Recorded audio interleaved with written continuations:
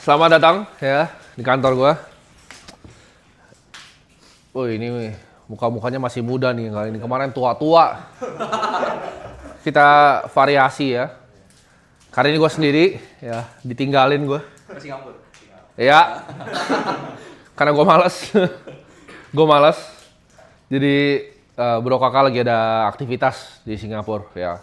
Ada ketemu beberapa orang, beberapa protokol-protokol besar juga. Kita ada diskusi dengan salah satu layer one yang paling besar di dunia, tapi belum ada tokennya mereka. Sekalian tahu depannya B. Kalau lagi ada ketemu dengan apa? Ya orang-orang yang ngerjainnya lah. Tapi gua ya, karena gua kayak cita-cita Warren Buffett ya, tuh rumah gua di sono tuh gedungnya. Kantor gua di sini, gua ngesot tinggal ya 20 detik. Gua orangnya males ya. Dia juga ke tempatnya Balaji si kakak. Kayaknya hari ini deh harusnya. Lagi di tempatnya Balaji. Jadi bro kakak aja. Sekalian dia bisa jalan-jalan sama anak dan istrinya ya kan. Karena gue masih sendiri ya gue sini. Jadi kita mulai hari ini gue kayak pertanyaan paling klasik nih gue bisa. Sekarang Pierre ini udah pakai stand karena kemarin dikomplain ya. Di YouTube kalian komplain bilang busuk tangannya. Ganti. Ya. Kita mulai, itu ada mic-nya nggak mereka? Woi, keren bener. Evolusi kita. Nah, lo pegang dulu. Gue pengen nanya dulu nih ya, kayak biasa. Kayaknya kan ini fungsinya adalah gue pengen ngobrol sama pelajar yang di dalam gitu. Di sini member akademik itu dari 2024, coba. 2023 ada nggak? Wah anjir. Kapan 2023 kapan? 2023 September kira-kira. September. Sebenarnya tahu Aceh tuh dari Desember 2023 tapi joinnya Februari 2024. Oke. Januari cek pertama kali. Januari. Januari itu dia baru kelar ngedit tuh modulnya. yang telat kan kemarin 100.000 dan Iya. sekali. Itu masih kantor yang Jakarta Barat itu gua syutingnya itu. Oh ya. Gua masih Jakarta Barat itu. 2023 ya. 2025. Dari Mei baru. Pas training house itu lah. Masih ada training house itu. Trending Halt. Iya. Juni. Oh ini paling baru. Oke. Dari yang 2025 dulu. Rugi nggak di kripto sekarang? Untung. Profit sih masih. Berapa persen kira-kira dari portofolio? Karena produk streaming sih 20. 20%. Kalau profit sih 100%-an lebih, tapi kalau secara persenan 100% dari Juni. dari Juni 100%. Oke. Soalnya aku JP di Aster Oke. Early, masuknya early. 0,1. 0,1. Yang 2024 ada rugi nggak? Ini jujur nih. Jadi gua tuh yang kalian isi apa ada form yang buat ini kan kritik dan saran. Jadi kita benar-benar kita random sampling. Ada sekitar 7.000 ya. Kita random sampling dan kita akan undang semuanya sampai semuanya. Jadi overtime akan 10-nya kan kita akan lakukan ini setiap minggu. Karena gue benar pengen tahu, gue pengen lihat kira-kira perkembangan kalian belajar dari mana. 2024 nggak ada. Mulai recover. Rugi tadinya. Tapi recover. Oke. Yang rugi ya jadi nggak recover kan dia net. Masih untung sedikit berarti di atas. Untung sedikit. Yang rugi yang dari belajar portofolio turun. Nggak ada. Pas awal-awal sih ngerasain sih. Awal-awal pernah turun dulu. FOMO aja kan awal-awal. Oh, FOMO. Nggak apa-apa, bagus, jujur. Tapi makin kesini nontonin ya yang di Aceh itu oke, makin ada apa ya insight baru lah. Oke. Jadi nggak FOMO-an. 2023 ada yang rugi nggak? Gue penasaran naik berapa? 2023 siapa ya? Coba tadi. Naik berapa? 200%-an. 200% portofolio. Dari Bitcoin. Oke. Ahli banget soalnya. Oke. 3 kali lipat. 3 kali lipat. 100%-an lebih lah. Oke, berarti dari 2023 tuh pasti ratusan persen. 2024 itu ada yang recover, ada yang naik sedikit, 2025 malah ada yang 100%. Nah itu uniknya marketnya. Marketnya memang unik. Nah kita akan mulai ya. Udah ada yang siapin pertanyaan nggak di sini? Sudah. Angkat tangan ya, udah siapin pertanyaan sebelum datang. So 4 nih yang udah siapin pertanyaan. Ya udah boleh, ini kayaknya paling siap nih, adalah iPad nih. Ya? Gue suka nih orang yang siap nih, tapi mic-nya boleh dioper. Kalau ini dioper deh, mic-nya ada iPad dia soalnya. Oke.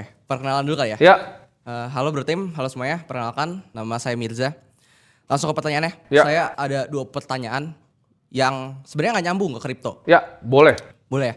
Yang pertama, bagaimana caranya membuat sistem delegasi dan bagaimana cara memilih orang untuk di sistem delegasi itu? Oke. Yang kedua, kalau lu kembali ke umur gua 19 tahun, dari pagi sampai malam, time allocation lu bakal kayak gimana? Dengan catatan lu harus sambil kuliah. Itu aja, thank you. Oke. Pertanyaan bagus ya. Kita akan jawab dua-duanya ya. Jadi ini by the way kalian boleh feel free ya. Ini karena kesempatan kalian datang sini kalian bisa boleh tanya apapun. Mau baik dari dalam kripto, investasi, di luar kripto, feel free, boleh tanya apapun. Yang pertama pertanyaan adalah gimana caranya delegasi, ya kan? Delegasi itu hal yang simple untuk dilakukan, ya. Jawabannya adalah delegasi itu leverage, ya kan? Jadi gue selalu ngajarin orang itu ada ini konsep yang gue punya ya. Jadi kalian tahu nggak konsep leverage ya? Ini kalau kalian cuma tekan sedikit, ini kalian bisa gerakin sesuatu yang sangat besar. Archimedes pernah bilang, give me a lever long enough. Ini kalau panjang enough, dia bisa gerakin bumi. Itu. Ini konsep leverage. Jadi itu adalah konsep leverage. Jadi yang pertama itu adalah kita sebutnya bisa keringat manusia. Keringat manusia. Yang kedua itu adalah capital. Nah, yang paling baru ini kita sebutnya code.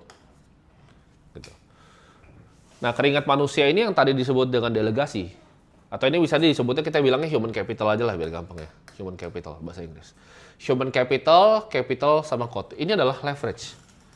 Kenapa? Dengan lu punya keringat manusia yang lain, lu bisa bebasin waktu lu. Karena kita manusia ke-constraint sama apa? Waktu. Ya. Jadi kalau orang yang nggak mengerti leverage ini, dia akan running around, lari-lari, waktunya tuh habis. Ya. Sedangkan orang yang paham konsep 3 ini, ya 3 leverage utama ini leverage utama menurut gua. Ini yang paling kuat. Kenapa misalnya Gojek itu bisa punya banyak sekali orang nganter-nganter tanpa punya satu motor pun? Karena dia leverage di sini, gitu. Dia leverage code. Tapi dia atau sebenarnya dia tiga-tiganya ya. Dia pakai capital orang juga, dia juga pakai keringat manusia. Nah, pertanyaan dia kan lebih ke yang keringat manusia. Tapi kalau kalian mau belajarin konsep full dari leverage, ini 3 ini kalian pakai, ini kalian pasti jadi orang kaya. Karena waktu kalian udah nggak ada constraint lagi. Nah, keringat manusia ini gimana caranya kita bisa delegasi dengan baik? Jawabannya adalah, pertama, ya apa yang bisa didelegasi dulu tasknya. Gitu. Jadi misalnya lu 1 orang nih. Oke. Kita kasih contoh karena ini ada kamera sini, video editing agency, ya kan? Cara lu mendelegasi adalah tasknya apa aja yang harus dilakukan. 1, klien nih misalnya, ketemu klien. Ini kan AR ya biasa orang bilangnya. 2, tasknya harus ngapain lagi? Harus deliver. Harus deliver konten yang mau dikeluarkan dan lain-lain. Ini bisa nggak didelegasi gitu? Ini kan ada deliver, ada apa? Ada videographer. Ini ada juga yang namanya editor. Ya. Jadi ketika ini ada job-jobnya, terus ini kan ada 3 lagi nih ya. Ada ops sebenarnya. Ops ini apa? Accounting. Karena kalian harus bikin buku kan, kalau misal kalian mau bikin bisnis gitu. Jadi ini harus pelan-pelan. Nah, yang paling penting untuk dilakukan tuh biasanya apa? Ya, jawabannya adalah ini kan, handling klien. Ini pasti kalian masih handle sendiri nih. Basically kalau kalian baru mulai bikin agency ya 3 ini kalian handle sendiri. Nah, kira-kira nih dari semua ini yang paling gampang didelegasi yang mana sebenarnya? Kalau kalian bikin video agency, itu pasti udah yang kalian paling jago tuh antara di 2 ini biasanya ya kan? Ini yang kalian dibayar utamanya, gitu loh. Jadi yang pasti pertama didelegasi yang ini. Accounting dulu yang kalian delegasi, kalian cari orang gitu loh. Cari orang yang SMA bisa accounting, bisa bikin buku, dibayar misalnya 500.000 aja mau gitu. Nah ini udah level pertama. Kedua, videographer sama editor. Kalian lebih jagonya di mana? Kalian lebih dibayar untuk yang mana? Pertama editor kalian bisa ganti dulu gitu, dibantu assist editor misalnya. Kalian masih ngeliatin gitu loh. Ini ada asistennya, asisten videographer gitu. Mungkin klien akan kalian masih pegang sendiri semuanya. Cuman ketika kalian akhirnya ini kalian transisi, ini kalian jadi full time, waktu lu akan bisa untuk cuma nyari klien doang. Yang tadinya kliennya 1, itu bisa jadi 10. Karena waktu lu dalam seminggu lu pakai semuanya untuk cari klien. Nah, di sini pun kan kelihatan yang paling highest leverage itu yang mana? Highest leverage itu dari sini pasti. Karena nyari ini lu bisa unlock yang lain gitu. Nah, ini akan terpakai di semua perusahaan. Lu perlu human capital. Itu kenapa perusahaan-perusahaan bisa jadi besar gitu. Semua perusahaan tuh pasti akan delegasi keringat mereka. Karena orang tuh nggak mungkin bisa dibagi banyak gitu. Tapi lu kerjaan lu bisa kira-kira bikin seperti ini. Jadi ini adalah formulanya kalau lu mau bisa delegasi ya. Kita akan bahas lanjut di luar ini ya. Leverage yang kedua tuh capital. Capital itu sesuatu yang sangat unik di era sekarang ya. Kalau misalnya kalian perhatikan ya, ini adalah diagram yang mungkin orang banyak yang nggak paham ya.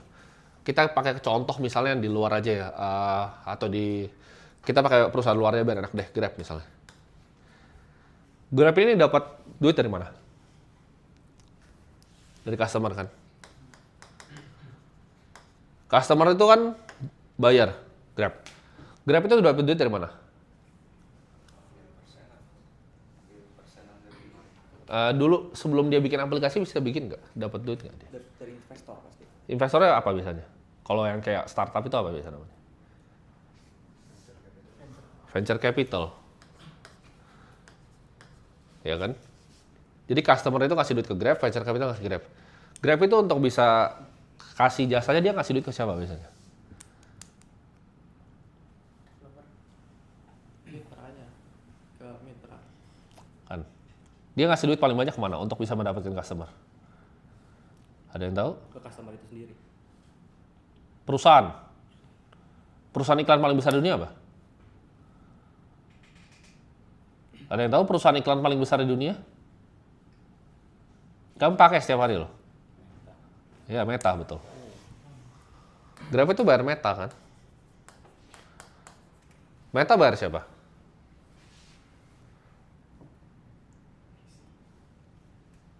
Bayar siapa Meta? Ke visi lagi ya. Ultimate beneficiary dari Meta bukan VC. Siapa sekarang?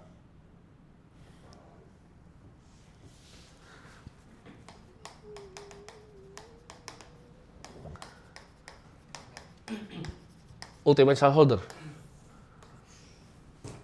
Ini yang pegang paling besar, Norges Bank, Endowment Fund, Harvard, Stanford. Mereka ketika punya funds of funds taruh ke VC. Ini kayak one big giant Ponzi sebenarnya. Ya. Ini kenapa yang di sini tuh jadi kayak dewa. Orang yang punya capital di era sekarang tuh akan jadi dewa. Nah, ketika lu punya capital, lu bisa bayar orang, lu bisa melakukan hal-hal yang lain. Ya. Ini adalah cheat code-nya ini. Ini nggak bakal ada yang pernah gambarin kayak gini di Indonesia. Ini nggak ada yang punya satu negara ini yang tahu begini nggak banyak gitu. Tapi cara kerja kebanyakan perusahaan tuh sekarang begini dan cuma satu biasanya yang diuntungin. Nah, ultimate shareholder adalah orang paling banyak punya capital. Biasanya apa formatnya? Kampus punya endowment fund, sovereign wealth fund, ya. Misalnya kayak Norway punya, Kuwait punya, Abu Dhabi Investment Management. Jadi capital ini akan jadi something yang very very powerful gitu. Karena ketika lu bisa leverage orang punya keringat aja, lu udah bisa bikin toko bakmi. Ya kan? Toko bakmi yang kebanyakan orang punya di daerah sini, orangnya udah nggak kerja di situ biasanya, atau kecuali ya dia masih nggak percaya, dia masih di level yang ini gitu. Acek-aceknya masih di situ gitu. Cuman mostly yang gua tahu, yang gua lihat orangnya udah nggak di situ. Mereka udah berhasil melakukan yang ini. Tapi mereka coba kita naik level ke atas. Kita naik ke level ke atas bakmi ya. Ini kan yang kompleks nih, bakmi.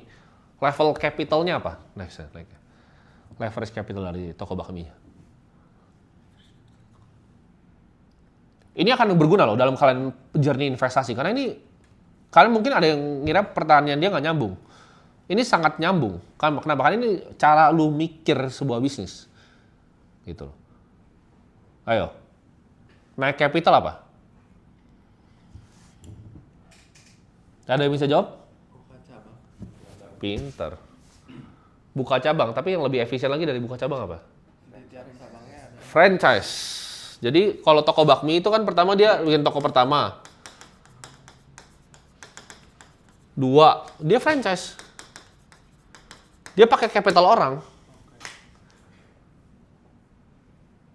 Ya. Kalau dia mau tambah code, ada yang tahu dia apain?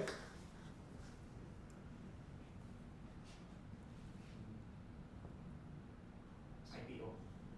Bukan. Code itu apa namanya? Lu bisa bikin sistem ya, pakai IT. Apa yang bisa lo lakukan? Ya, bisa bikin web, bisa bikin aplikasi. Itu satu. Cuman yang lebih gampang apa? Dia bisa bikin cloud kitchen untuk kirim. Untuk bisa kirimnya cepat. Jadi kalau orang order udah nggak di toko bakminya lagi, dibikin di satu cloud kitchen besar dia distribusin. Ada nggak yang manfaatin 3 atau dia develop sistem di mana orang datang nih ditanyain sama di depannya nama nomor teleponnya, next time dia bikin CRM atau misalnya CRM. Yuk makan di sini ada promo ini dan lain-lain. Pakai sistem dia ngejar customer. Nah yang bisa unlock 3 ini jadi apa? Jadi bakmi besar biasanya. Atau ordernya udah dari iPad. Nah restoran yang nyampe 3 ini ya namanya Haidilao. Kalian silahkan cek valuasi berapa. Semuanya all by system dia. Kalian nggak akan ketemu Haidilao itu berbeda karena sistemnya sangat canggih gitu loh. Mereka cuma taruh kuah, daging lu masak sendiri situ. Itu semua pasti jadi standar gitu. Nah jadi kalau lu mau lihat yang paling besar-besar di dunia itu mereka punya 3 ini. Lu bisa unlock ini, lu bisa bikin bisnis yang luar biasa besar. Gitu. Ya ini juga, in a way Grab juga manfaatin semuanya gitu loh. Uber juga sama. Uber itu bisa manfaatin semuanya. Jadi antara orang punya keringat, lu bisa manfaatin capital, lu harus bisa manfaatin codingan. Capital itu lu ketika lu bisa manfaatin, capital tuh leverage-nya unlimited. Ya. Leverage dari capital tuh unlimited. Kenapa? Karena tadi dengan dunia yang selalu membenefitkan ultimate shareholder, yang kerja di sini tuh bisa jadi orang-orang paling pintar di dunia loh, tapi yang paling untung tetap di sini. Karena dia yang nembak di sininya. Ini yang masuk di seed series A. Ini yang nembak sini dan dibayar lagi dividennya dari yang paling besarnya sini. Atau capital gain. Jadi ini peta dari uang, kira-kira gitu. Dunia ini nggak adil. Gitu. Ketika contoh ya,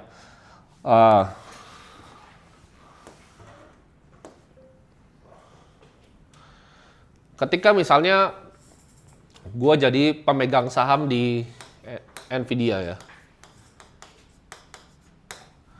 otomatis apa? Kalau gue jadi pemegang saham di sini, ini ada orang kan yang kerja ini, ada CEO, ada Jensen Huang, ini ada board membernya, ini ada employee yang dibayar pakai ESOP atau MSOP. Ini orang-orang terpintar di dunia yang kerja. Tapi orang yang pegang saham ini akan selalu yang menang. Shareholder tuh selalu menang. Kita tuh hidup di zaman shareholder ekonomi. Ketika lu gua kasih 100 miliar rupiah, lu nggak akan mikir untuk bikin pabrik atau bisnis apapun. Lu akan biasa cenderung untuk mikir beli perusahaan kayak gini. Kenapa? Karena lu dapetin ini semua. Gitu. Jadi harus paham ya peta dari uangnya. Nah mungkin jawab pertanyaan kedua dia. Pertanyaan kedua dia adalah gimana caranya gue akan bagi waktu. Nah gue lihat dulu nih apa yang mau dikerjain gitu. Apa yang mau dibikin. Ketika gue udah tahu apa yang mau dibikin, gue harus fokus gitu. Fokus tuh nggak bisa banyak-banyak hal. Fokus tuh antara 1 atau 2 aja. Ketika lu udah fokus, lu harus bisa pikir gitu loh. Misalnya oke, gue ada waktu cuma segini. Cara manfaatinnya gimana? Cara make the most dari waktu gue gimana? Gimana caranya gue create leverage? Itu fungsi dari waktunya. Misalnya lu mau bikin toko bakmi, jangan mikir oke bikin cuma 1 toko bakmi. Pikirnya gimana caranya tadi sampai leverage yang paling atas. Semuanya sama gitu loh. Lu mau bikin toko laundry, lu mau bikin toko nasi goreng, semuanya sama. Makanya mau bisnis investasi itu pure skill gitu. Ini aja kalian banyak yang nggak paham kan peta uang yang tadi kan. Iya itu lu nggak akan ketemu satu negara ini di manapun nggak akan ada. Kan itu otak gua sendiri, itu isi original tuh. Karena gue juga dulu gue pikir-pikir kan, oke peta uang gimana? Meta tuh advertising revenue, Google advertising revenue, dapat dari mana? Paling banyak dari startup. Tapi startup ini dapat dari mana uangnya? Dari visi. Visi dapat dari mana? Kadang dari shareholder yang mereka pegang sendiri gitu loh barangnya. Jadi semuanya itu akan cuma lari ke satu tempat. Ini dunia yang pemain finansial tuh sangat diuntungkan. Jadi kayak misalnya contoh, gue adalah shareholder dari BCA gitu kan. Gue pegang 0,02 dari perusahaannya.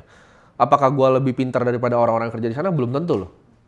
Mereka lebih ngerti running BCA dibanding gue gak ngerti apa-apa. Tapi pendapatan gue per bulan jauh lebih besar dibanding manajer-manajer di sana. Bisa belasan kali lipat gitu pendapatan bulanan gue. Kenapa? Karena gue adalah ultimate shareholder-nya. Pemegang saham tuh kan selalu diuntungkan. Gitu. Oke? Terjawab? Terjawab sekali. Oke. Pertanyaan selanjutnya. Jangan malu-malu. Malu bertanya itu sesat di jalan. Oh, udah siap-siap nih, udah ada yang bawa buku. Kalau kalian udah lebih enak karena kalian udah lihat 2 kali gitu kan. Yang pertama kali itu mereka masih kaget gitu. Perkenalkan nama aku Michael Jack. Jadi ini di luar kripto juga pertanyaannya. Boleh. Aku kan ngikutin chat ini udah lama ya. Ya. Dari ternak uang sebenarnya. Ya. Waktu itu belum join. Nah, aku lihat chat ini main ke narasi tuh keren gitu kan. Ya. Dari awal 2023 sampai sekarang ini bisa Aceh bisa sebesar ini lah gitu. Apakah sampai sekarang itu sudah dikonsepkan dari awal? Kan Oke. aku waktu itu pernah nengok chat juga buat di papan tulis tuh. Aku ada screenshot juga itu. Ya. Nah, apakah memang udah dikonsepkan dan terus aku ada sedikit pertanyaan gini juga. Kalau misalnya bukan akademi kripto, misalnya Pomet waktu itu dijual, apakah bisa sefenomenal ini juga gitu? Oke. Jawabannya kalau itu bisa jelas ya, bisa sama dengan pasti tidak ya. Kenapa? Karena industrinya yang dipilih gitu. Apakah jawabannya gue planning untuk sebesar ini ya? Gue ada planning. Kenapa? Gue ada tujuannya. Tujuan gue bikin media itu sebenarnya simple ya. Ini tadi barusan gue meeting sama orang gue, namanya Lael, dia COO di sini. Gue baru meeting. Ini gue perlu push medianya lagi gitu. Kalau yang benar-benar kerja sama gue, orang-orang yang kerja sama gue tahu, yang gue kerja di sini itu sama sekali tidak ada monetary value-nya gitu. Yang paling dekat sama gue tuh tahu di sini ya Bro Kakak juga tahu gitu loh. Hampir yang gue kerja di sini tuh nggak ada monetary value. Tapi kenapa gue kerjakan? Jadi agenda akhirnya tuh apa? Gue udah pernah ngomong di sini. Ketika nanti semua orang itu tahu kripto itu dari gue, ketika mereka punya project mereka datang ke siapa? Datang ke gue. Gitu. Dengan gue bikin akademi kripto, gue bisa buka banyak sekali opportunity investasi yang tadinya datang ke gue. Gue kenal Yudo itu dia masih di toko kripto waktu itu. Tahun 2022 kalau nggak salah. Atau 2021 gue pertama kenal dia. Jadi waktu itu dia minta tolong sama CZ untuk running toko kripto sebagai CEO. Gue kenalan kenapa? Karena waktu itu gue bikin akademi kripto. Ya kan? Kalau kalian datang dari 2023, harusnya pernah lihat tuh waktu ada acara kan? Nah, ada di Bali. Terus ada juga ya sebelumnya yang di Holy Wing Senayan waktu itu. Si Yudo datang situ sebagai teman gue. Tapi justru dari situ kan, akhirnya kita kita lihat ada satu license sih yang nganggur nih. Yuk kita kerjain sesuatu dengan license-nya, gitu. Akhirnya jadi vlog. Itu tapi nggak datang kalau gue nggak punya akademi kripto, gitu. Jadi akademi kripto tuh hadir kenapa? Karena gue akan create opportunity investasi yang banyak sekali di sana. Nah, salah satu yang bikin toko kripto juga ya, itu bikin perusahaan namanya D3 Labs di mana gue adalah investor juga di sana. Itu nggak akan lahir kalau misalnya nggak ada akademi kripto. Dan gue harapnya ya sekarang sih investment gue di kripto ya baru 2 gitu yang lokal ya. Gue berharapnya ini kan baru akademinya. Banyak yang baru belajar, banyak yang masih percaya sama industri. Gue berharap ini panjang gitu. Ketika Indonesia generasinya ini banyak yang melek kripto ya gue percaya. Karena secara directional, kripto tuh pasti benar menurut gue itu. Nah apakah misalnya narasi itu gue create dan lain-lain? Enggak, gue ngelihat dunia jawabannya. Gue nggak ngelawan tren dunia. Nah tren dunia itu kan gue selalu bilang ada 5 gitu kan. Satu tuh AI, ini gue nggak pungkiri AI itu lebih besar dari kripto. Ya menang nih, nah tuh menang tuh. Market cap dia lebih gede dari semua kripto sekarang, ya kan? Dia udah menang lah. masih ada Microsoft, ada Google juga. AI itu akan menang. Yang kedua kripto, 3 gue akan bilang itu space exploration, biotech sama energi kan. Cuman dari sini kan kalian bisa lihat kira-kira yang visible tuh yang mana. Biotech menurut gue masih jauh. Ya, space exploration juga ya mungkin ada beberapa ide gitu kan. Nambang asteroid kayak perusahaan namanya Astroforge. Itu baru mau 2026 launch Voyager pertamanya. Itu masih jauh menurut gua. Cuman kripto itu di depan mata, AI itu di depan mata, sebenarnya ada satu lagi sebenarnya. Ada hubungannya dengan AI yang namanya humanoid robot. Gitu. Itu akan jadi 3 yang menurut gua the dominant forces ke depannya. Nah, kenapa gua akhirnya pilih kripto? Karena kan gua pernah ngomong tuh, ada yang nonton podcast gua sama Sandi nggak? Ada yang nonton podcast gua sama Bang Sandi terakhir? Nggak, belum ada nonton nih. Gua ngomong di sana, ya, gua tuh terinspirasi sama Nathan Rothschild yang bikin Rothschild. Jadi gue tuh dari dulu nggak nyari kayak usaha yang 1-2 tahun. Kan tadi ada pertanyaan, gue dari Pomed apakah besar dan lain-lain. Gue tuh dari dulu nggak pernah cari usaha yang 1-2 tahun. Jadi kalau kalian tanya apakah itu fokus sebenarnya. Jadi kan gue pernah jualan Pomed nih. Gue pernah jualan sedotan, gue pernah jualan agensi, gue pernah jualan yang lain, ada ternak uang. Nah, ini kan semuanya gue pakai buat invest, ngerti nggak? Buffett kan dulu juga jualan ini, pinball. Dia jualan newspaper ke pinggir jalan.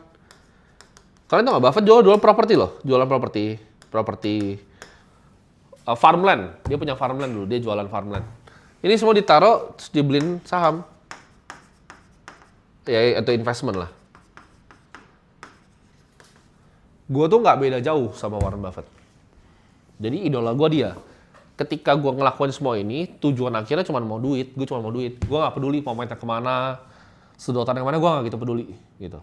Tapi kalau akademi kripto, itu ada hubungannya sama ini gue, ngerti nggak? Karena gue mau melakukan tadi, gue mau melakukan edukasi, supaya kalau suatu saat yang nggak harus ada pelajar juga. Tapi mostly juga banyak kan pelajar gitu loh di dalam. Yang akhirnya gue kenalan. Karena anak-anak kaget banyak sekali gitu. Orang-orang yang kalian lihat di luar gitu kan. Itu pelajar di kita. Yang akhirnya ya gue bisa dapat kesempatan untuk nanti berinvestasi di mana ke depannya. Kalau misalnya ada dari kalian nih contoh, kalian tiba-tiba ketemuin media kripto yang bagus gitu, misalnya kayak Coindesk-nya Indonesia lah nanti jadi gitu kan, atau misalnya jadi kayak CNBC-nya kripto gitu kan. Kalian bakal ingat kripto dari siapa? Dari gue. Ketika gue bilang, oke, gue kasih lu valuasi yang masuk akal, gue minta 10% sahamnya, lu kasih nggak? Kasih kan? Itu ada hubungannya ya. Jadi AC itu ada hubungannya dengan apa yang gue mau lakukan dengan investasi ini. Ini gue sama kayak dia. Ini gue nggak gitu peduli gitu loh. Investasi gue itu yang penting gue bisa dapat duit buat ini. Ya, dan gue cari industri yang paling depan. Karena gue itu mikir industri apa sih yang tahan ratusan tahun? Jawabannya industri yang punya financial capital. Karena lu kalau misalnya lu berbisnis ya, gue kasih lu bisnis misalnya 100 miliar. Ini untuk grow ya. Untuk grow misalnya 10% tahun ke tahun. Ini sulitnya minta ampun.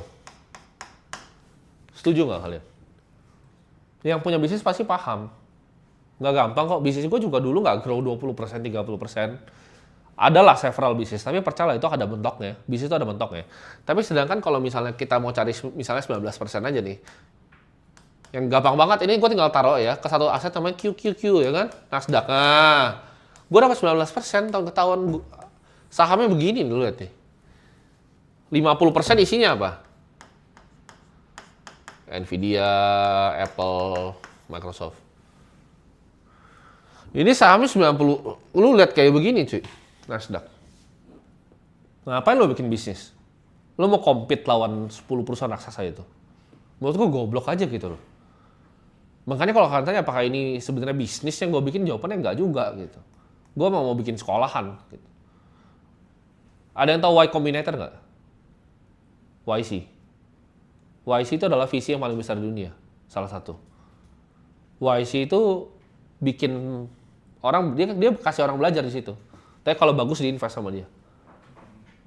Dari dulu gue punya cita-cita bikin kayak begitu, tapi industri ya dia kan lebar ya. Gue spesifik kripto. Apakah nanti akan banyak barang-barang yang menarik dari apa yang gue bikin? Ya mungkin aja gue salah, tapi bisa aja jadi kenyataan gitu kan. Misalnya ada yang bikin stable coin dari rupiah, dari kalian. Atau ada yang bikin payment rails yang baru, atau yang bikin Web3 wallet yang baru, kan itu bisa gue invest semua. Dan ketika gue bisa invest, gue punya medianya juga kan, gitu loh. Gue bisa bikin meledak langsung, karena produk tuh yang mahal apa? User acquisition. Ketika gue punya media yang besar ya gampang dong, gue goreng produknya. Gue bikin produknya jadi lebih valuable, gampang kan. Jadi itu dia. Jadi gue taruh barrier di entry di depan, filter orang-orangnya, lihat orang-orangnya, kan gue senang nih, gue bisa ketemu. Gue pengen tahu kira-kira ntar orang-orangnya seperti apa ke depannya. Ya. Jadi jawabannya adalah sekarang tuh dunia finansial. Either lu invest atau lu nggak invest. Karena lu nggak mungkin bisa kalahin 19%-nya Nasdaq. Apalagi Bitcoin. Borong Bitcoin gue tuh 2,9 miliar. Jadi sekarang 6, berapa sekarang? 6,4 kali ya, 58. Ini berarti 24, 5, 2 tahun, 5 bulan. Ada yang tahu nggak nih CAGR-nya berapa naik segini? Ayo matematikanya. Mau jadi investor nggak bisa matematika gimana nih? Berapa CAGR-nya? Ayo lempar jangka. Bisa hitung nggak kalian? Gawat nih. Jangan malu-malu. Jangan malu-malu.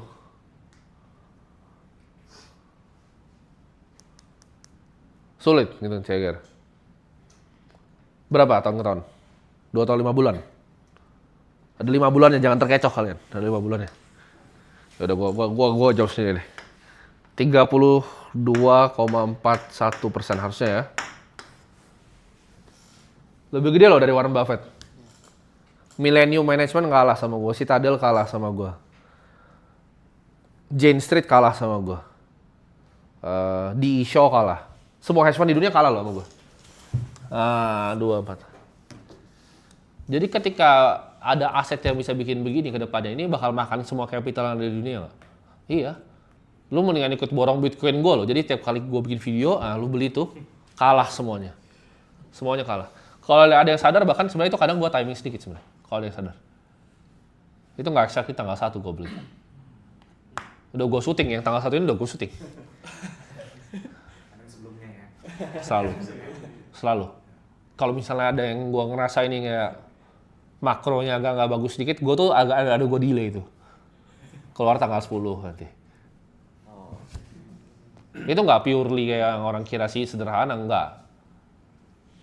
Gue hitung itu, pakai pool multiple dan segala macam. Gue cari titik efisiennya berapa, gue beli di saat itu. Tapi kesannya kita bikin simple kan. Nah dunia itu kalau tanya kenapa bisa create naratifnya, dunia itu suka sesuatu yang menurut mereka itu gampang. Ya. Jadi ketika orang lihat, oh gampang begini, mereka suka lihatnya. Tapi itu pada pemikiran sangat kompleks yang datang di episode Borong Bitcoin, setiap episode itu. Gue analisa semua, makro faktornya, liquidity-nya, global M2-nya di berapa. Gue lihat, ketika gue lihat misalnya global M2-nya naik nih, ada price discrepancy kayak gini, ini gue pasti masuk di Borong Bitcoin. Perhatiin deh. Gue selalu masuk di sini.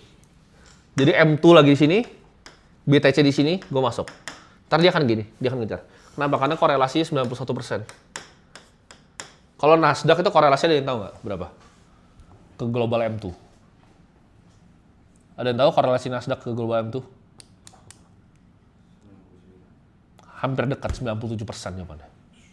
Jadi korelasi Nasdaq sama global M2 money supply itu 97%. Jadi kenaikan Nasdaq tuh sebenarnya, ya ini gue nggak bisa ngomong di luar ya, karena menurut gue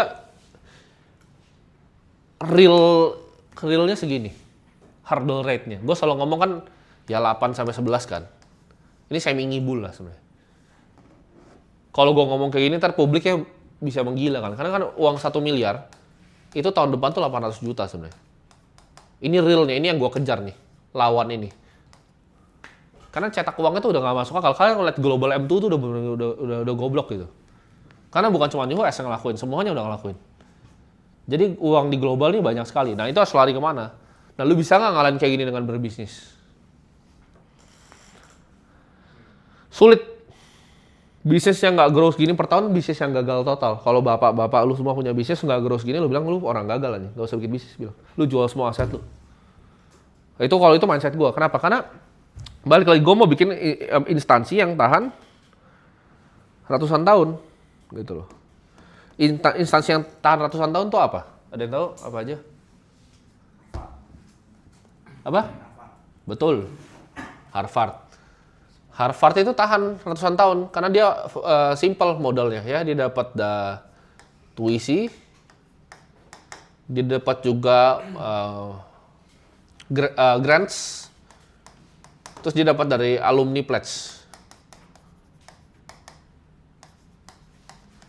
Nah ini dimasukin nih di dalam portofolio.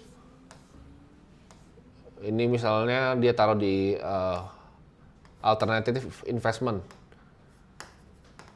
Ini taruh di hedge fund, taruh di private equity, ini taruh di public equity. Gue lupa Harvard Pie yang gimana ya. Ini harusnya dia ada kayak dikit gini kan energi nih. Ini real estate dikit, ini fixed income. Kalau gue nggak salah kayak gini lah kira-kira Harvard ya. Soalnya gue udah lama terakhir lihat ya. Ini seinget gue nih Harvard begini.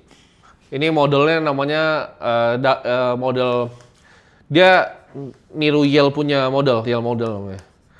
Ini David Swenson yang bikin.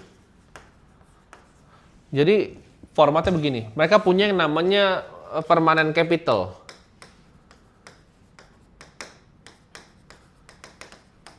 Ya.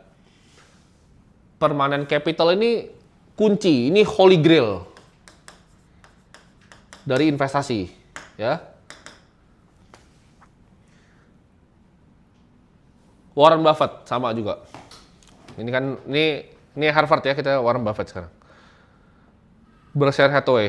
Ada yang tahu nggak portonya gimana? Ada yang kira ada 30% di Apple? Maksudnya di Apple sama Coca-Cola. Nah, itu apa namanya? Ajaran luar negeri yang kurang pintar itu. Karena itu semua diajarin begitu. Jadi dia nggak salah untuk ngomong itu karena diajarin gitu semua. Lu Google portfolio gitu. Tapi dia lebih mirip kayak gini sebenarnya portofolionya ya. Ini Apple tuh cuma segini nih. Ini public equity semua ya, ini total public equity. Dia ada Geico segini. Ini ada BHE, Berkshire Energy. Ini ada yang lain-lain, ini ada yang private.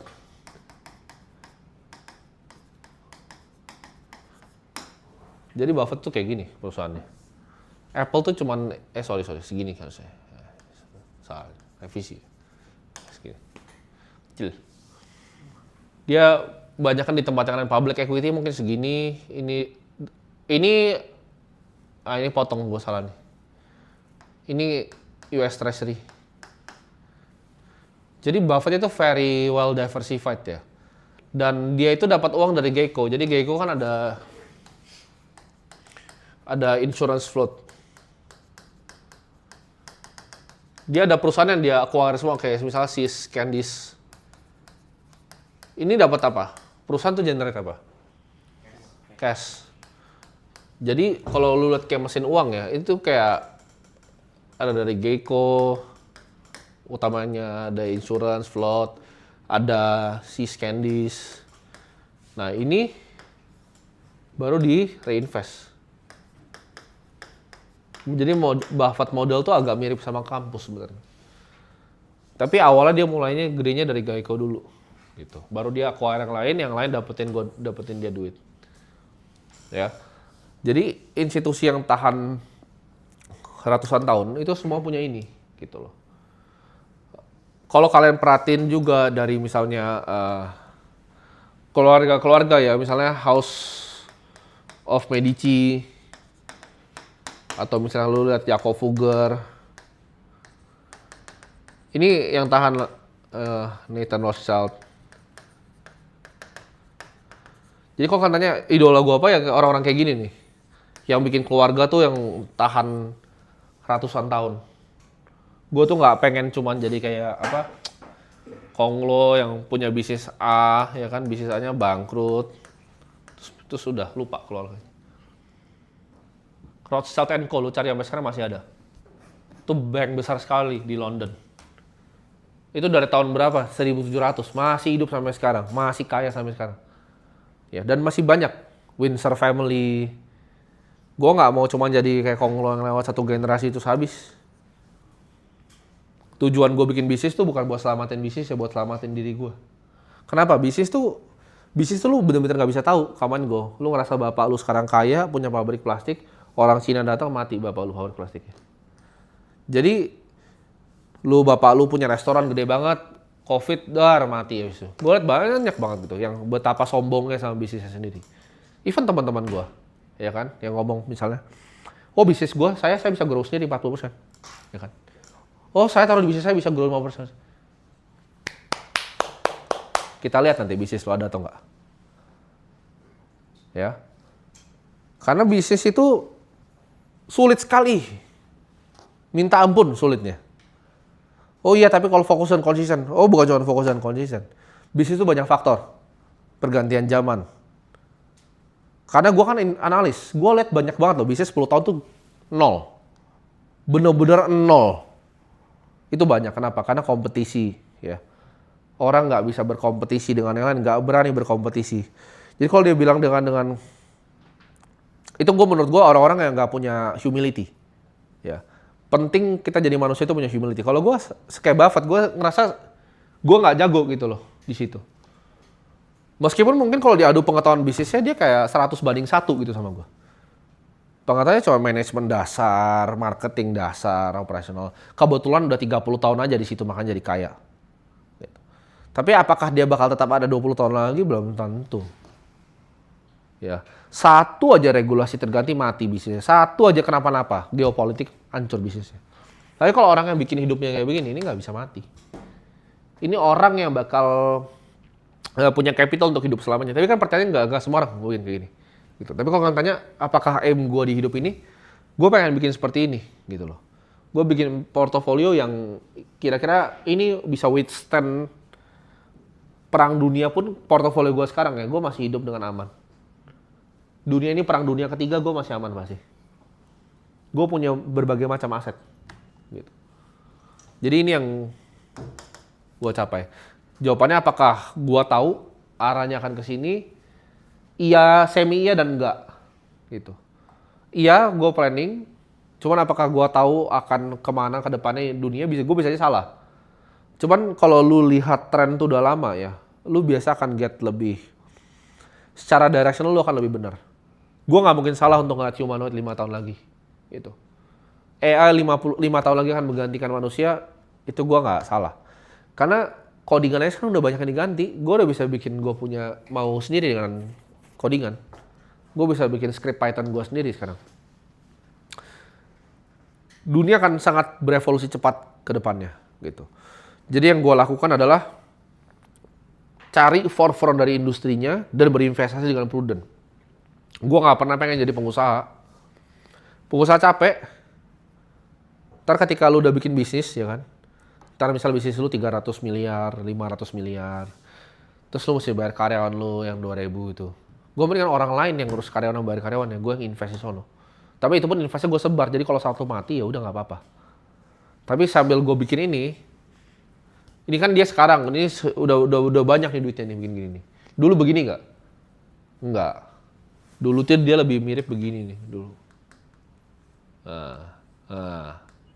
Ini cash, ini American Express, kan? Ini Coca-Cola, gitu. Kalau sekarang gue nggak ngeliat asimetris bet yang lebih bagus dari Bitcoin, gitu. Tapi kenapa gue ada yang lain gitu loh? Gue ada Moody's Corp, gue ada Nasdaq, gue juga ada sedikit. Karena ya tadi risk of ruin ya, gitu loh. Portofolio gue tuh udah signifikan. Jadi perlu lah 3% tuh ditaruh-taruh tempat lain, 4% di tempat-tempat lain tuh perlu. Gitu. Terjawab? Oke. Next question. Nama aku Michael, aku kuliah. Nah, selama ini kan aku kan kalau udah terjun di kripto itu kan udah lihat-lihat narasi, lihat-lihat peluang gitu ya buat ngelihat potensi koin yang bakal naik gitu. Cuman aku kan juga bingung, ada dilemanya gitu. Misalnya kayak aku juga sambil kerja, sambil kuliah, terus aku tuh juga sambil belajar. Aku ini belajar sebenarnya Web3 smart contract gitu loh. Karena aku juga di IT kan. Nah, dilemanya tuh begini. Aku tuh kalau misalnya trading kadang kepikiran, oh ya belum belajar atau gimana gitu. Tapi kalau waktu lagi belajar, eh kalau ada koin yang pump FOMO gitu. Jadi alokasi waktunya, manajemen waktunya itu jadi hancur gitu. Nah, itu gimana ya? Ada solusinya nggak buat manajemen waktu biar memaksimalkan keduanya bisa belajar dengan baik dan eh, juga profit gitu di saat Ya. yang bersamaan? Ini pertanyaan gampang jawabannya. Kan lu fokusnya kan satu kan tadi kan. Lu mau jadi Web3 dev kan? Nah, ini dua, lu ada mau investasi, sama lu mau tiga, lu mau ada trading, ya kan? Yang di fase hidup lu sekarang, yang leverage-nya paling tinggi yang mana? Sebenarnya. Sebenarnya aku udah lumayan sih sebenarnya. Jadi nggak mulai dari nol kayak investasi dan trading. Ya. Paling tinggi di mana leverage-nya menurut lu? Dengan ini lu bisa bikin sesuatu loh. Lu bisa build kan? Yang bisa ngasih lu nanti antara capital atau equity kan? Lu bisa bikin sesuatu kan dengan ini. Jadi udah pasti ini prioritas pertama lu, ya nggak? Investasi ini wajib, ya kan? Ini mau siapapun gitu loh, mau videographer investasi itu wajib. Kenapa? Karena tadi ada kita sebut 19% hurdle rate. Ini buat internal akademi kripto aja ya. Kalau di luar mah persetan loh. Memang kan percaya inflasi 4% silakan. Gue sih enggak. Ya, iya angkanya 14%, tapi gue tuh hurdle rate 19. Jadi di bawah ini you don't make money. Jadi orang banyak bilang, oh kok bisa kayak begini sekarang ngalahin Warren Buffett 100 kali. Jawabannya sebenarnya bukan cuma karena gue, karena global liquidity-nya emang terlalu banyak gitu ya. Trading, apakah penting banget?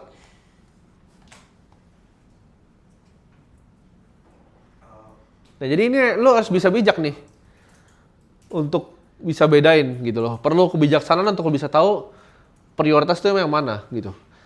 Tapi ini kesannya sederhana ya. Tapi skill ini akan lo pakai nanti ketika lo kerja. Ketika lo lagi bikin yang ini nanti skill ini lo pakai lagi nih, kebijaksanaan ini. Karena ini penting. Ya, buat teman-teman yang lain juga ini penting banget untuk tahu mana yang bagus untuk dikerjain, mana yang enggak. Kalau dia kan case-nya beda ya. Dia udah bisa punya basic coding. Jadi ini lo harus taruh mungkin fokusnya di sini. Ini lo fokus nih misalnya. Nah, tapi apakah ini salah juga? Jawabannya enggak gitu. Kenapa? Lo kan mau bikin Web3 development. Ada bagusnya nggak? Lo tau project-project yang kayak lu cuan 100% tadi di Aster? Yes, itu dia. Saran gua apa?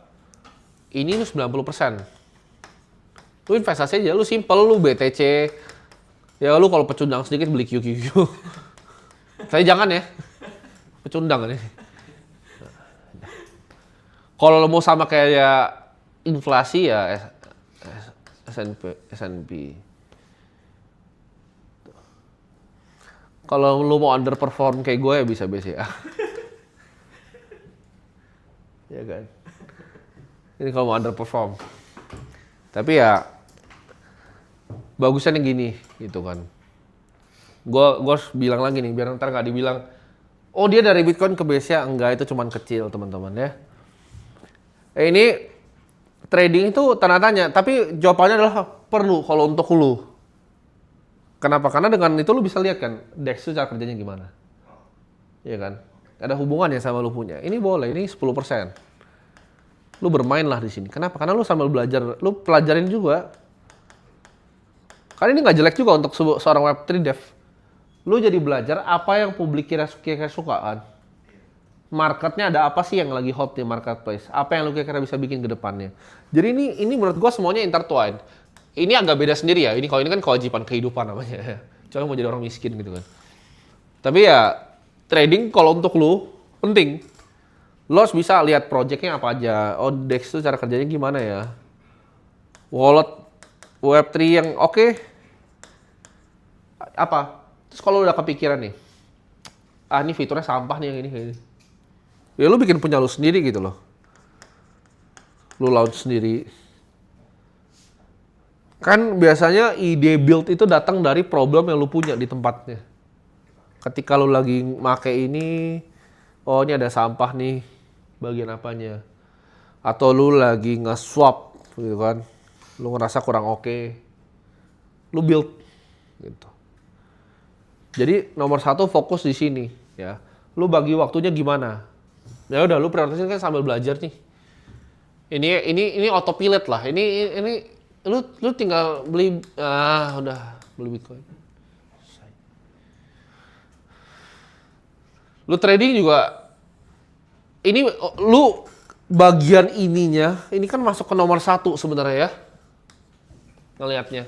Terus kalau tradingnya apa ya kan tinggal nyontek di AC. Ya kan?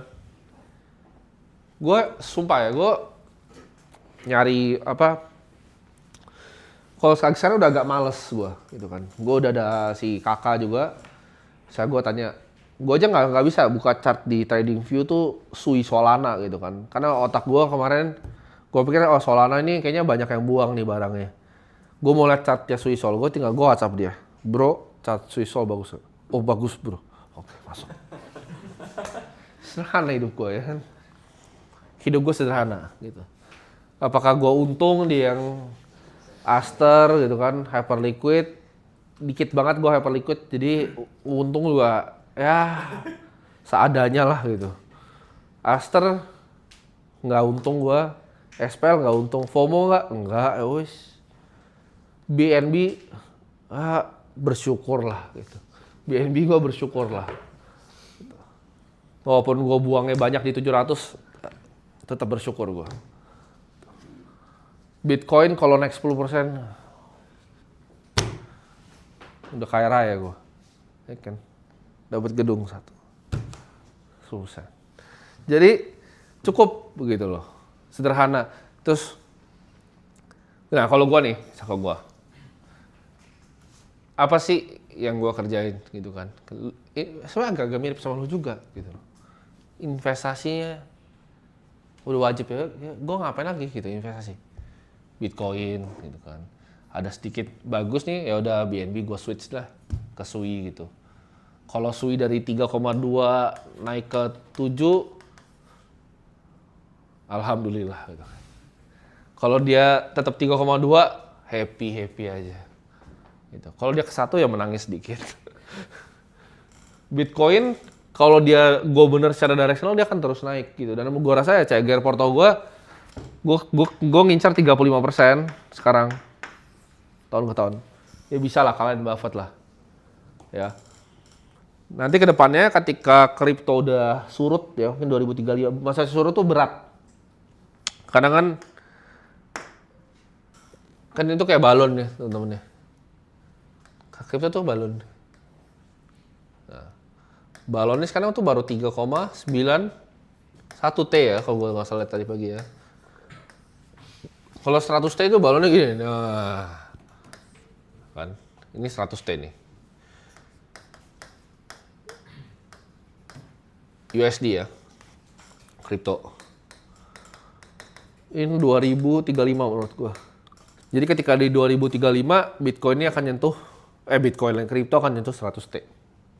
Ya mungkin 50% tetap Bitcoin. ETH, kalau dengan cara governance kayak ini mungkin mati.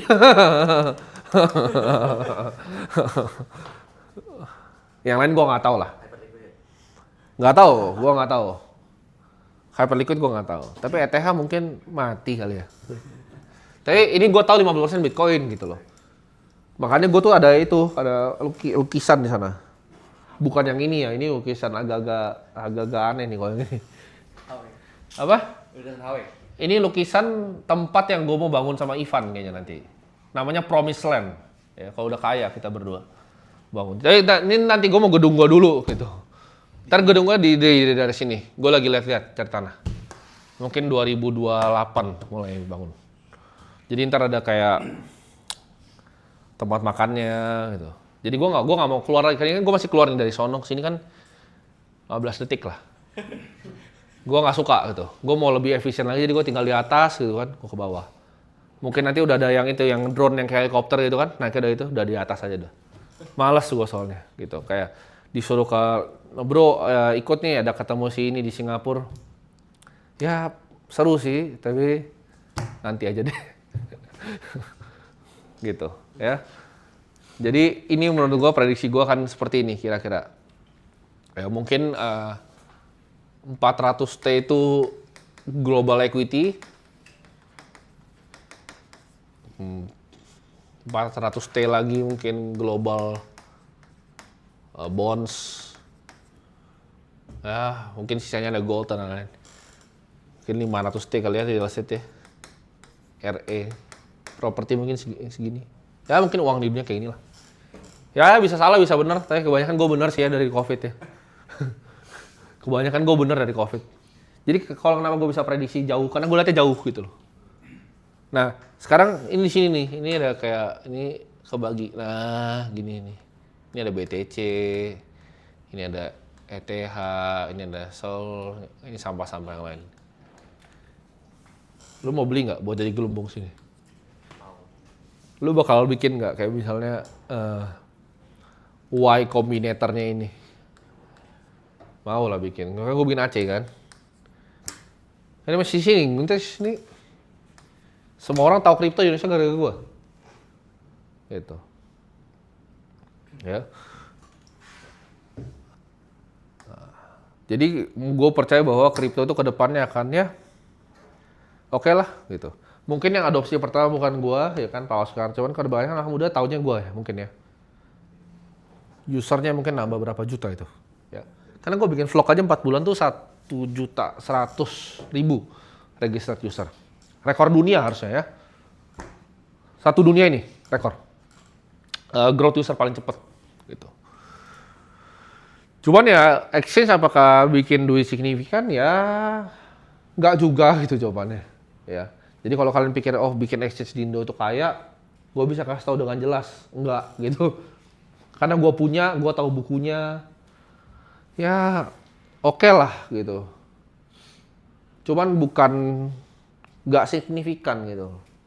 Kayak itu gerak 0,1 di porto gue tuh enggak gitu. Tapi ya gue suka itu buat apa namanya onboarding user, makin banyak masuk sini makin cepat kita balonnya naik. Ya. Apakah ini akan meletus karena quantum komputer urusan nanti. Yang penting 100T dulu. 100T dulu gitu.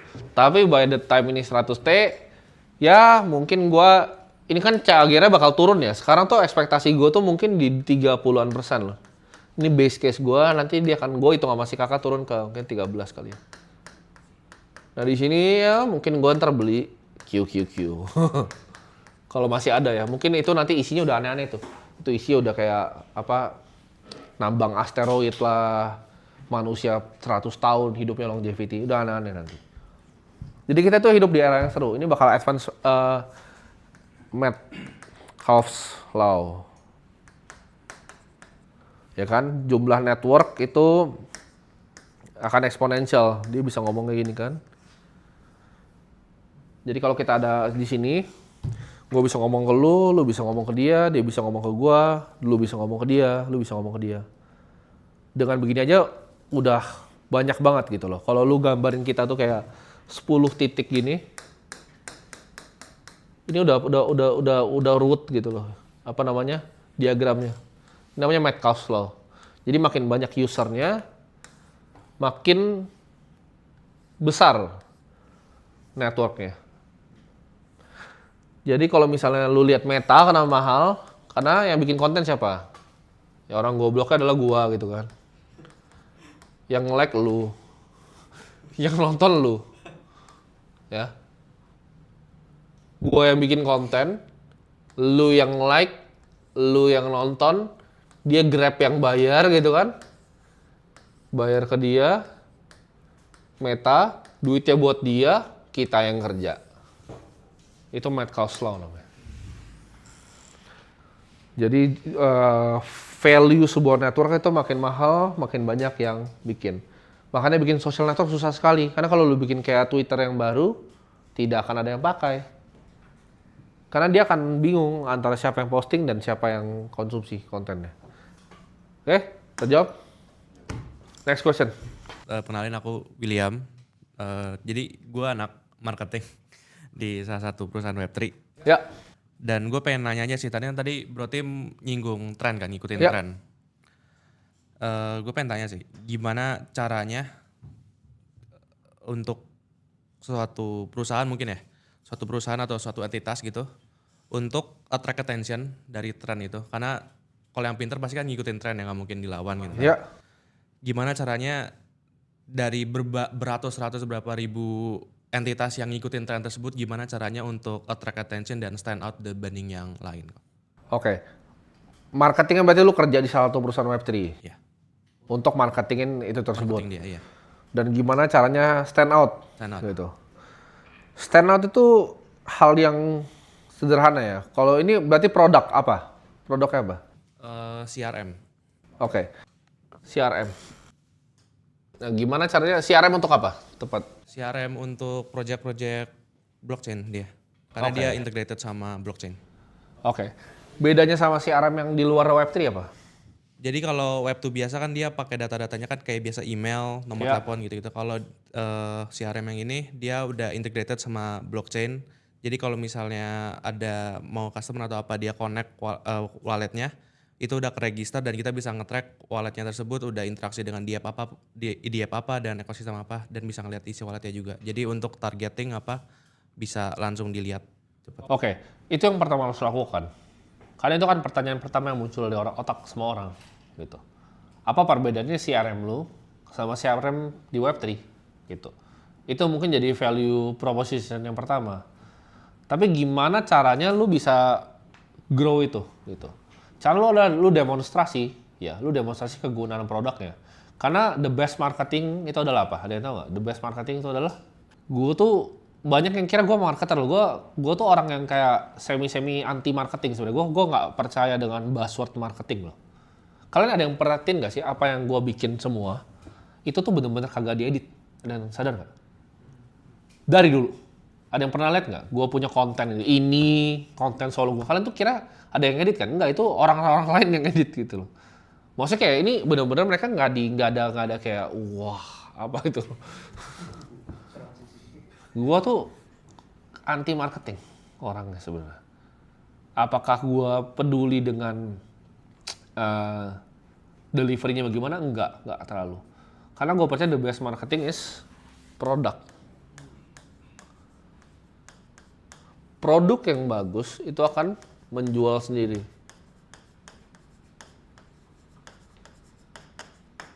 Ini pertanyaannya pasti apa bedanya?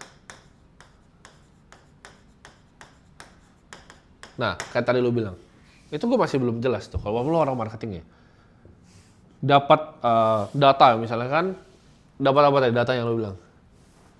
Biasa orang apa kan? Nama, nomor telepon gitu kan? Misalnya nih, gue kan punya perusahaan Web3, gue punya Exchange, misalnya gue punya vlog. Kenapa gue harus pakai ini? Supaya bisa nge-track user dan mungkin potensial user juga mau pakai. Potensial user apa? Buy apa? Buy walletnya dia kah? Transaksinya? Unique walletnya? Buy apa? Ngerti nggak? Lu kalau nggak bisa convince gue ya sulit dong lu convince ratusan yang lain di tengah lautan itu. Lu harus bisa jelasin dulu kenapa produk itu bakal dipakai gitu. Gue bisa jelasin dengan sangat-sangat sederhana kenapa vlog tuh lu bisa pakai. Lu bisa beli Bitcoin. Lu bisa trading gitu. Lu tinggal gitu. Lu harus bisa jelasin. Karena fungsinya CRM itu apa untuk perusahaan? Pertanyaan gue, kenapa gue pakai lu? Kenapa gue nggak pakai Salesforce? Apa yang lu possibly bisa bikin lebih bagus dari Salesforce? Karena kalau CRM yang perusahaan gua udah native integrated sama 18 blockchain lain. Ya, itu kan buzzword lagi, buzzword marketing kan. Terintegrated. Gue nggak akan bikin itu kalau misalnya gue kerjain perusahaannya. Gue akan langsung get to the pain point dulu. Value itu apa? Lo harus bisa breakdown value yang didapat ke customer itu apa? Gitu loh. Value itu apa? Value. Kan di sini kan ada pain points-nya. ada titik pain point customer, ya kan? Ini ada time juga di sini kan. Waktunya implementasi bisa berapa lama. Lo harus bisa define dulu value untuk customer lo apa. Value untuk CRM ya gue tahu persis karena gue punya banyak perusahaan ya. Dan semuanya pakai CRM.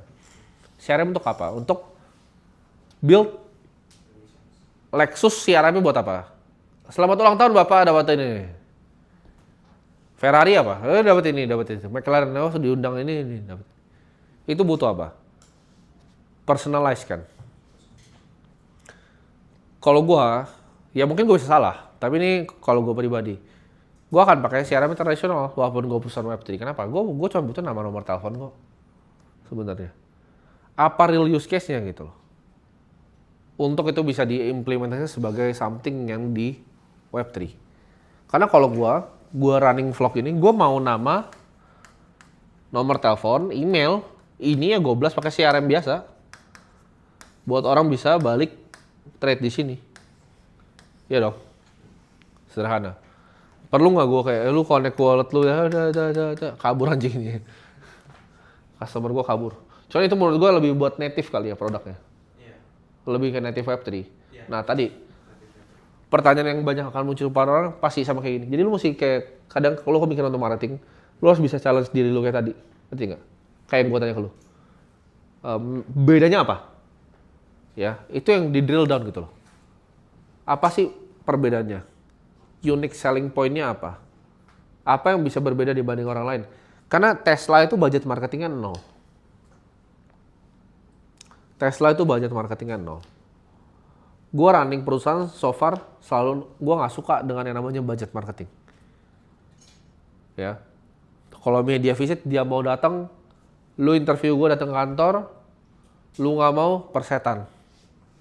Gue nggak mau bayar media, gue nggak mau pakai orang gitu. Semua yang gue bikin mereka harus datang ke gue gitu. Nah, produk itu akan produk yang terbaik itu akan menang gitu. Oracle perlu marketing nggak? Nggak perlu. Salesforce perlu marketing nggak? Nggak perlu.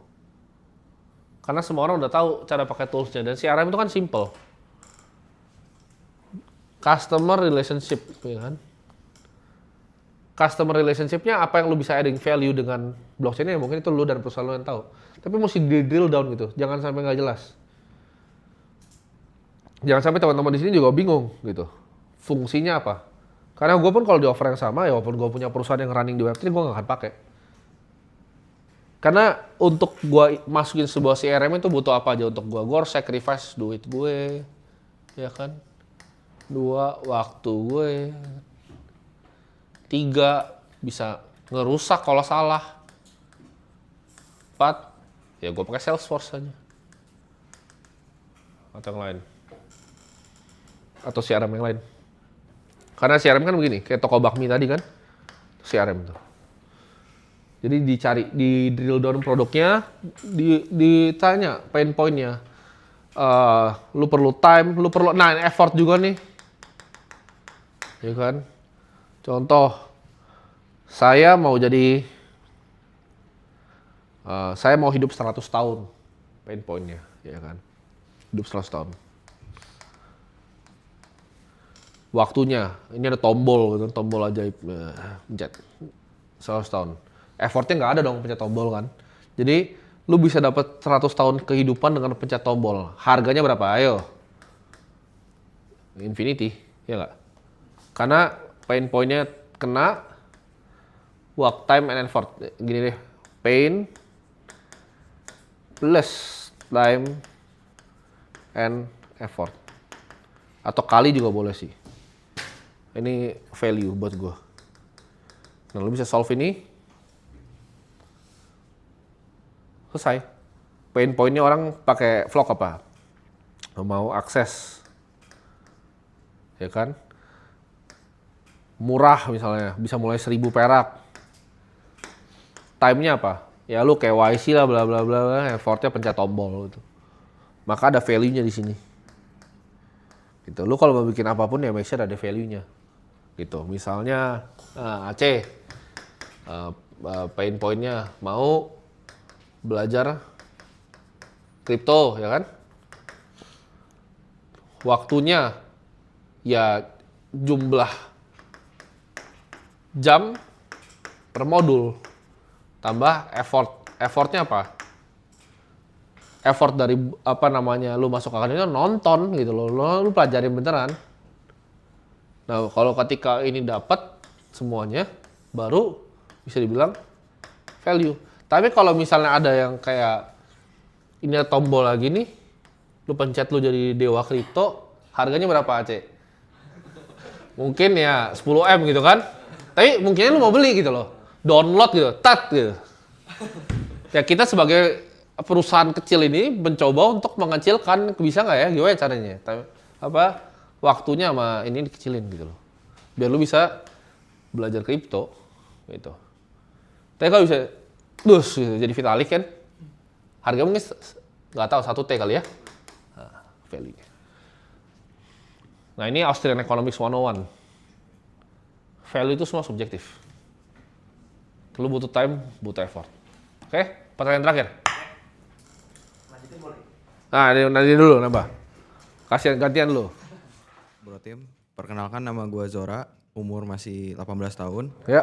Lately ini kan udah berhasil recover Porto lah dikit-dikit dari tahun 2024 yang loss, recover karena Prof call XPL, profit, hype juga profit. Nah, dengan pertanyaan gue cuma satu, dengan kondisi yang baru recover ini kan berdasarkan market cycle bisa jadi tahun depan bear atau ya gitulah pokoknya. Aku nih harus lebih agresif atau udah mulai harus trimming down? Karena kan profitnya hitungannya belum semaksimal itu. Gue tuh bukan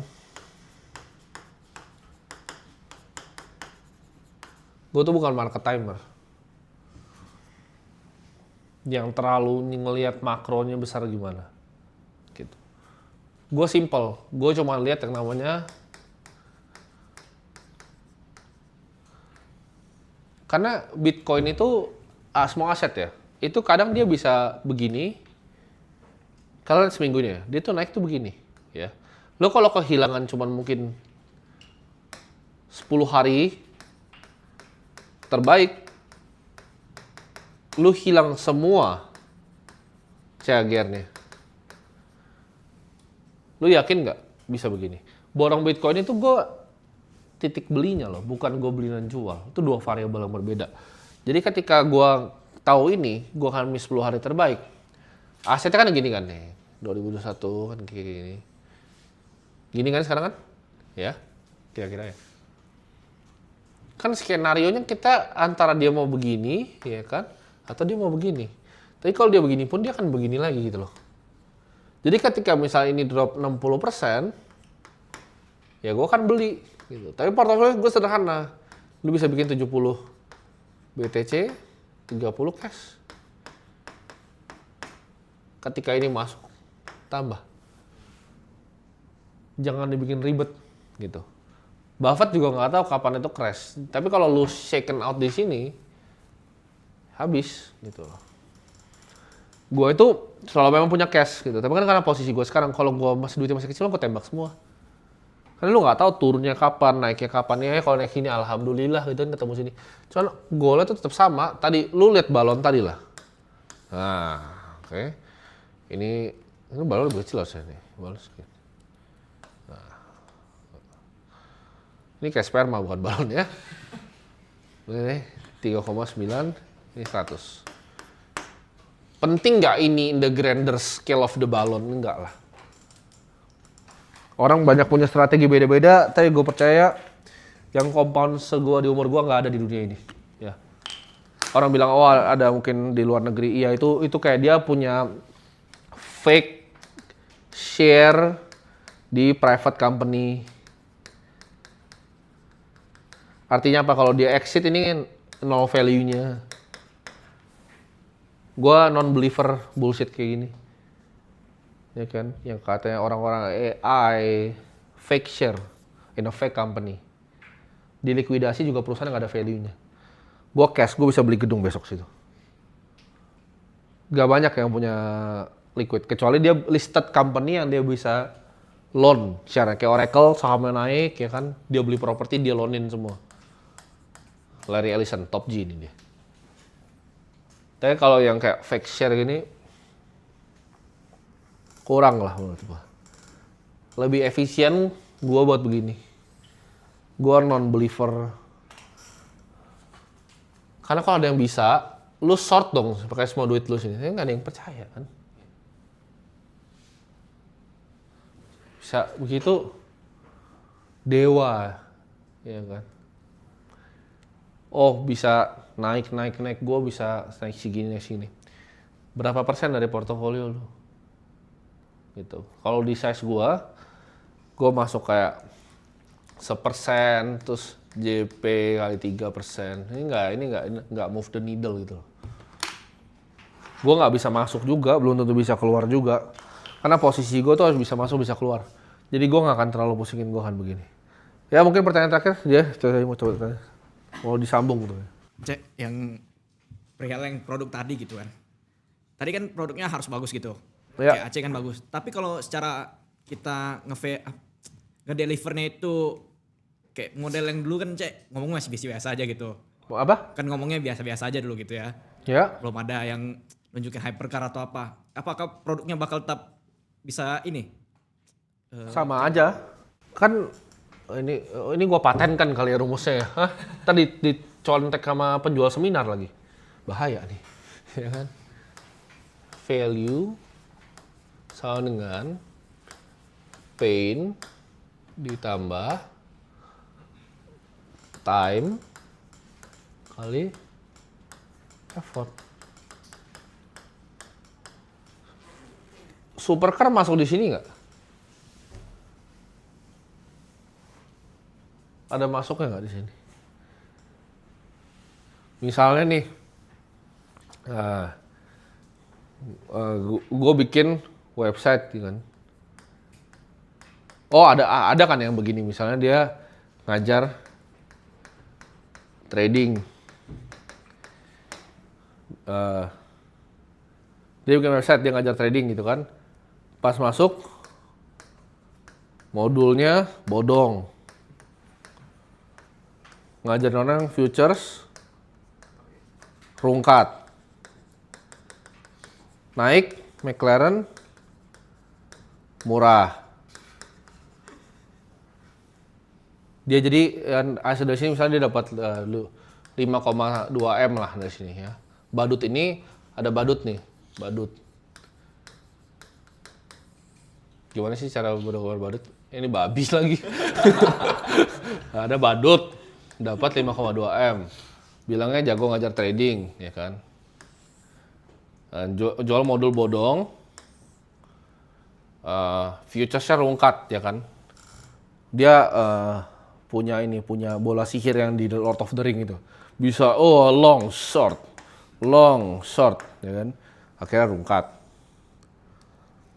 McLaren murah, paling murah dia beli, dia habisin semua sini, ya kan? Set. Nah, ketika orang pain-nya adalah dia ini kan mau cepet kaya nih. Dia mau jadi cepet kaya, ya kan? Time and effort-nya ketika dia masuk, dia kira time and effort-nya cepet karena tinggal ngikutin sinyal futures rungkatnya kan. Ini kan tapi jadi 0 kan.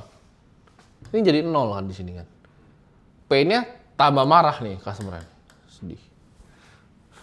Ya kan? Value-nya jadi apa? Jadi penting nggak ini McLaren murah ini? Nggak penting. Gitu. Yang diakibatkan dari sini apa? Dia bikin yang namanya perceived value.